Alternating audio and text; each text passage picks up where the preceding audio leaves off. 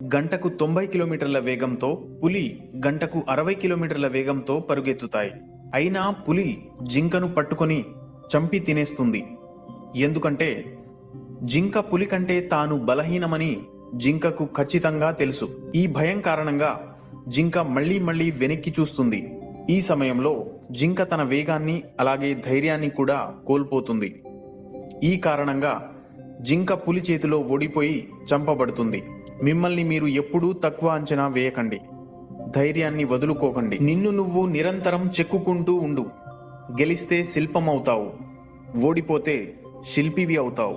కోపంలో, ఆనందంలో మనిషి అదుపు తప్పడం సహజమే. కానీ ఎంత తక్కువ అదుపు తప్పుతాడో అంత గొప్పవాడవుతాడు. నీ మనసుకు నచ్చిన నిర్ణయం తీసుకో, కానీ ఆ నిర్ణయానికి భవిష్యత్తులో ఎప్పుడూ బాధపడకుండా ఉండేలా చూసుకోవాలి. నీరు ఉన్నంత వరకే బావికి విలువ.